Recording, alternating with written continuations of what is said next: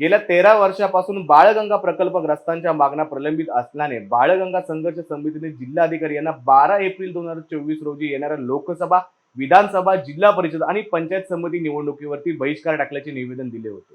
याची प्रशासनाने आणि शासनाने दखल घेत नुकतीच वरसई वैजनाथ मंदिर येथे प्रकल्पग्रस्तांची बैठक आयोजित केली होती.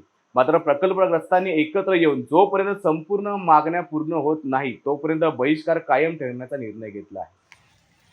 रायगड 32 लोकसभा मतदारसंघामध्ये पेण तालुक्यातील बाळगंगा प्रकल्पामध्ये जवळजवळ आज 10 पोलिंग बूथ, 6 ग्रामपंचायती, 9,000 मतदान. ह्या मतदानावर प्रकल्पग्रस्तांनी जाहीर बहिष्कार दाखल केलेला आहे आणि तो आम्ही यशस्वी करू.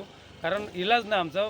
गेल्या 14 वर्षामध्ये आमचे हे प्रश्न कुठलेच सुटले नाहीत. त्यामुळं आम्ही हा बहिष्कार टाकण्याचा निर्णय हा तंतोतंत आमच्या लोकांनी घेतलेला आहे. प्रकल्पग्रस्त हे व्यापलेले आहेत. ह्या लोकांना शासनाला व्यापलेले आहेत, प्रशासनाला व्यापलेले आहेत. एकाने आमच्याकडं लक्ष दिलं नाही. त्याच्यामुळे हा बहिष्कार टाकण्याचा आम्ही 100% निर्णय घेतलेला आहे आणि तो आम्ही यशस्वी करू.